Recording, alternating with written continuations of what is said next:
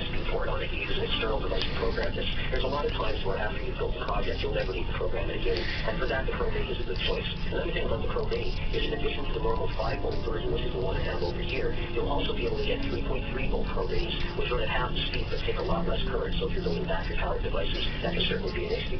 It may also be the cases where all the I/O ports that you find on the Arduino Uno or the Nano or the Pro Mini are not necessary. And what you want is just something that takes very little current and has a couple of I/O ports, and that's all that you need. And for that, we have the AT Tiny. Now, as you can see, it's aptly named. It's quite tiny when you compare this to the Arduino Uno, and it doesn't have as many I/O ports as the Uno does. But for a lot of designs, this will be all that you need, and it takes very, very little current, so it's great for battery-powered projects.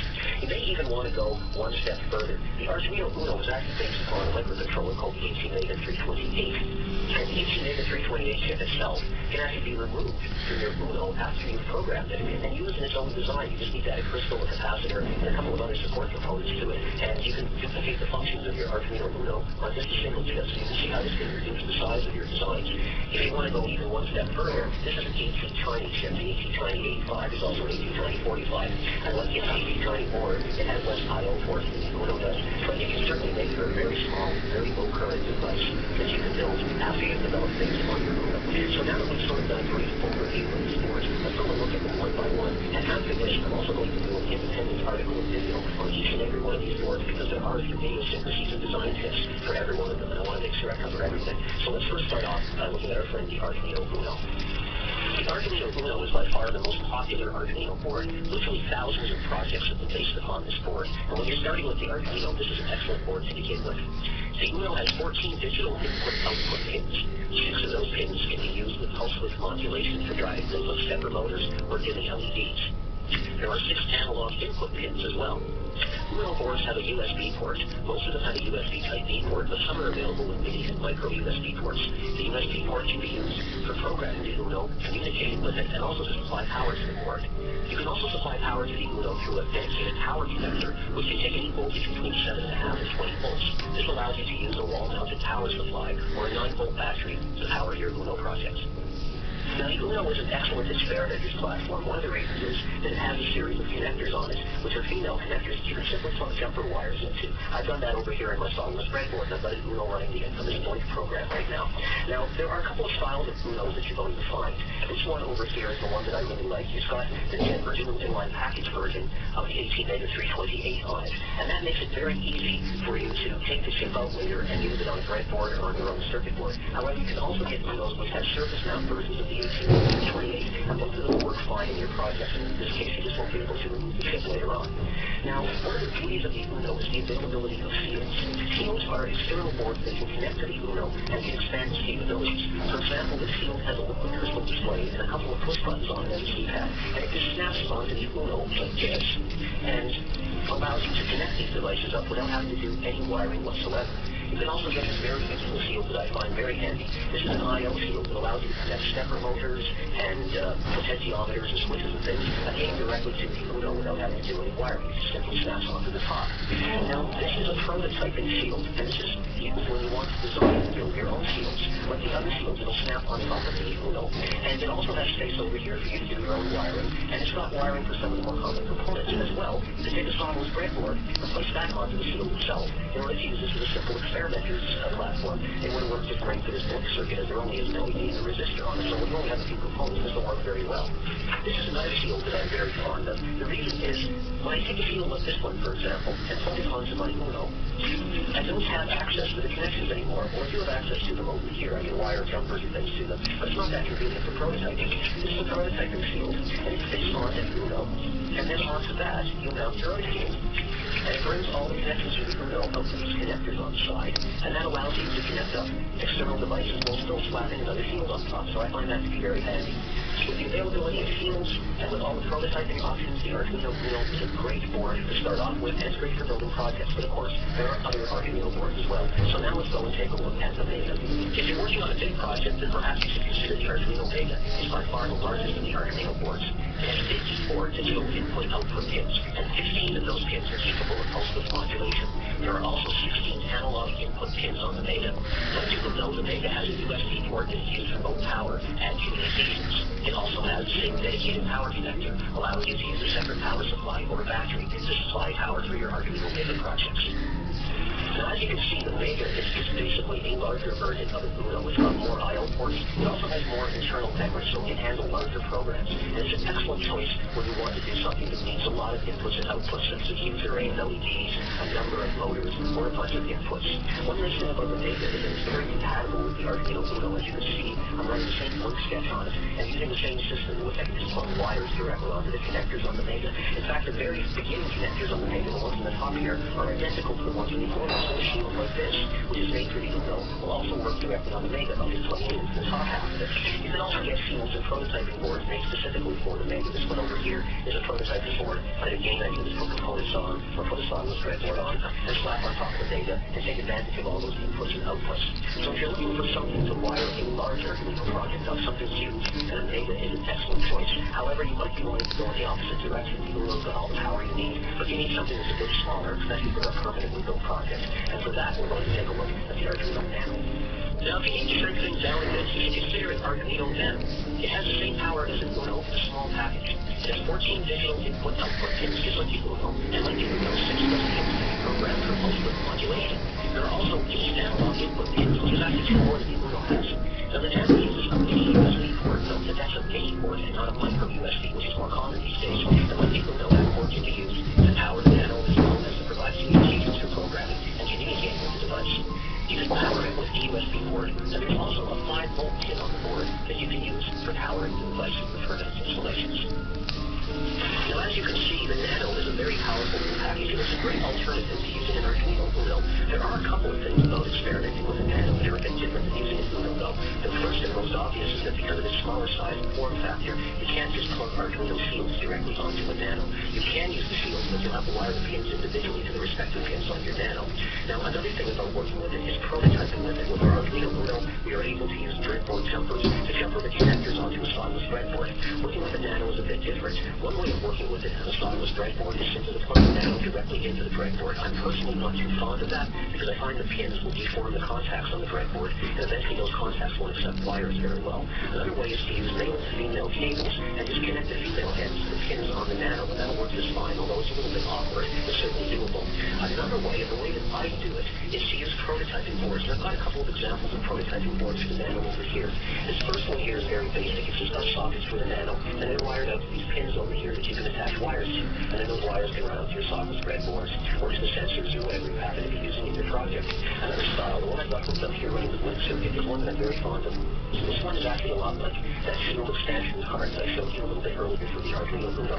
This has all the pins of the Nano brought out onto these male header pins, along with ground and power pins, and they're arranged so you can plug things like servo motors, potentiometers, etc. directly onto the board. The board also has an onboard voltage regulator and a power supply input, so you can actually use this board as part of a permanent installation if you wish in your project.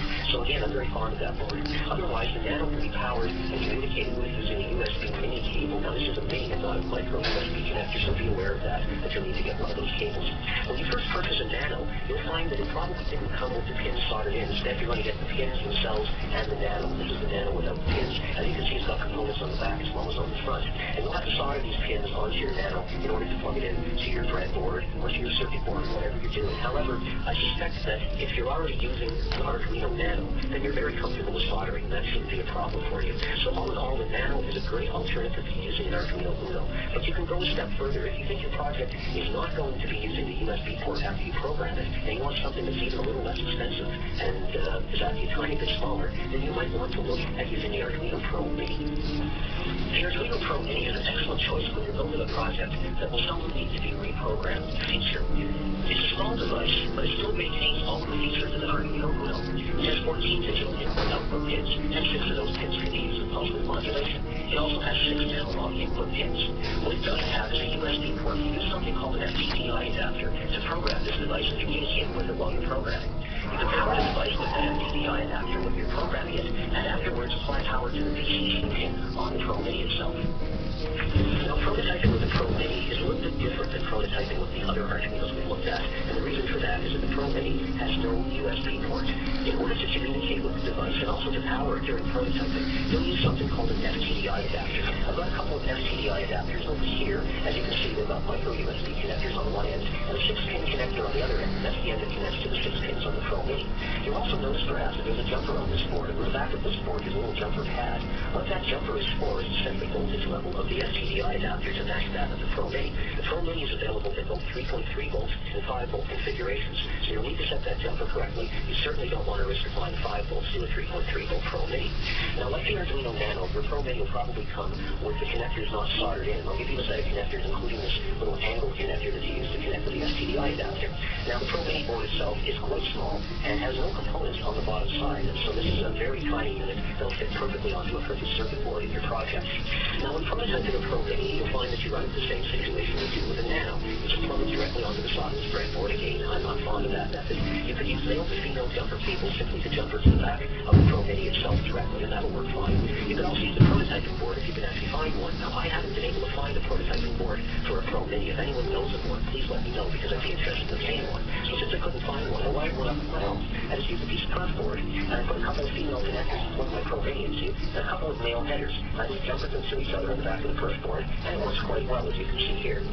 Now, the Pro Mini is a great little board. It's powerful, and it's perfect for a lot of projects, but it actually may even be an overkill for a project in which you only need 1 or 2 inputs or outputs. And for that, I want to introduce you to the DigiSpark AT-Tiny85 board. Now, the DigiSpark AT-Tiny85 board is not actually an official Arduino board. However, it's become very popular in recent years due to its low cost and small size. It's a very small Arduino. It has 6 multi-purpose input-output pins that share the function of being either digital or analog. 3 of those pins are capable of pulse width modulation, and 3 of them can be used as analog inputs. It uses a micro USB port, and that micro USB port can be used to power the device, or you can use the 5 volt pin on the device for power. Well, they say the good things come in small packages, and that's certainly true with an AT-Tiny. And while that may sound a bit corny, it's actually quite an accurate statement. This little board is very versatile. If you only need a couple of inputs and outputs, this might be all that your project needs. The board that I've got over here is one of 2 styles that DigiSpark has created. This particular style has a micro USB port on it and a couple of mounting holes, so this board itself can be your entire circuit board for the project. They also make another style in which they integrated a USB connector, a male connector, onto the side of the board, and you can use that to build a dongle of sorts to plug into a USB port. So again, a very versatile little board. Now, I did not find any prototyping cards for the AT-Tiny85 board, and I'm not surprised by that. So once again, I made my own just out of a piece of perf board, and I've wired a couple of wires up to some nail headers, just as I did with the Pro Mini board that I made. And it's great for experimenting. Now, one thing you will find with the AT-Tiny85 board is that you may need different drivers depending upon the operating system in which you're using the Arduino IDE. The AT-Tiny85 itself doesn't come with the Arduino bootloader, and there are ways of getting around that. And so I'm going to make a video specifically on working with the AT-Tiny85, so stay tuned for that. Now that we've looked at all the various Arduino boards, I want to take a quick look at a couple of the chips that actually power the Arduino. And so let's start off by looking at the 18MEGA328, the heart of the Arduino Uno. The Atmel 18MEGA328 chip is the heart of the Arduino Uno. Now, the device we'll be looking at is packaged in a 28-pin DIN, or single-pin line package. However, it's also available in a number of surface mount packages as well. As you would expect, it has the same specifications as the Uno: 14 digital input-output pins, 6 of the pins capable of pulse width modulation, and 6 analog inputs. The chip runs at 16 MHz when supplied with a crystal, but it can also be used without a crystal to run at 8 MHz. You'll need a minimum of parts other than the crystal in order to create a microcontroller using the AT-MEGA328. Now, the AT-MEGA328 chip is a really great choice when you want to take your Arduino designs and create a custom printed circuit board with them. And you really don't need to add very many support components to make a fully functional microcontroller using the AT-MEGA328. Now, I've taken the AT-MEGA328 out of this Arduino Uno and placed it on a slotless breadboard. And with just a bunch of jumper wires and a few components, I've got it running a link circuit. I've just added a crystal and a couple of capacitors, and you don't even really need those if you're willing to run the circuit at 8 MHz instead of 16 MHz. I've also added a 10K resistor and a push-button switch, and that's just to provide a reset line. I placed an electrolytic capacitor across the power supply just to reduce any power supply noise, although that isn't even really necessary. The only other components are the LED and drop-in resistor from the blink circuit, and as you can see, the blink circuit is running the same on my breadboard as it would on the Uno. Now, naturally, this brings up one problem. I've now got an Arduino Uno that's missing a chip, so it's essentially worthless. But there is a method that you can use to use an Uno to burn a second AT-MEGA328 chip, and this is great, especially if you want to make several copies of your design. And I'll be showing you that in the video that I do on the AT-MEGA 18-328. So all in all, the 18-328 is an excellent choice when you want to take your Arduino skills to the max.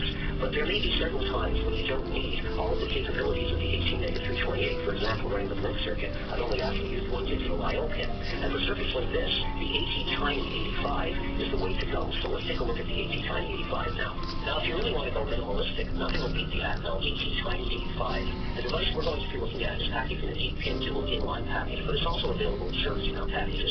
It has 6 multi-purpose input-output pins. 3 of those pins can be used with pulse width modulation, and 3 of them can be used as analog inputs. You don't need a crystal in order to use the AT-Tiny85. Instead, you program it internally to use an internal oscillator, and you don't even need any other parts with the AT-Tiny85. You can simply use it on its own. If your design doesn't take a lot of memory and needs very few I/O ports, then an AT-Tiny85 chip is an excellent choice when you want to take your project and build a final circuit board with it. You don't need any support components to make a working microcontroller out of an AT-Tiny85 chip. On this small fireless breadboard, I'm running the blink circuit, and the only components I've added other than the AT-Tiny85 itself have been this LED resistor for the blink circuit. The Tiny85 didn't need anything, not even a crystal.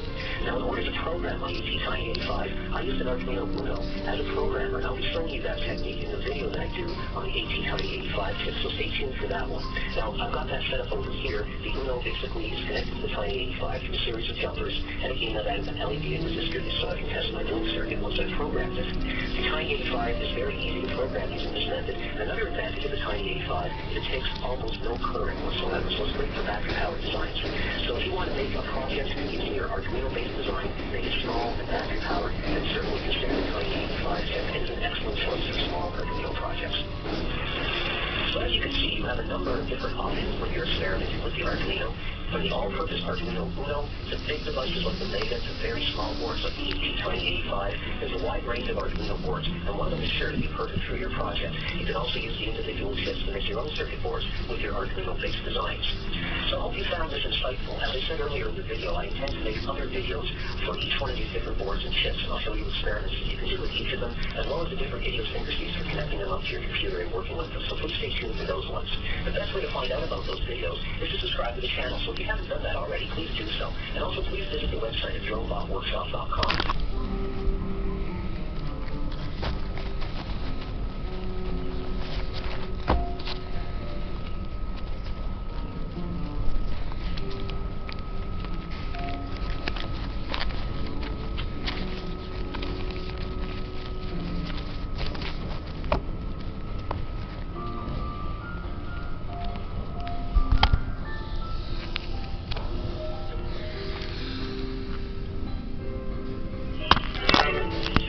Hey, welcome to the workshop. Today I've got a quick tip for you for soldering the GPIO header onto a Raspberry Pi Zero or a Pi Zero W. Now, the Pi Zero and Pi Zero W are great little microcomputers. They're tiny, and they go for a very tiny price. This Pi Zero is a $5 computer, whereas for $10, the Pi Zero W has Bluetooth and Wi-Fi capability. But one of the ways to cut costs is by not putting the GPIO header onto the board. If you want one, you're going to need to solder it on yourself.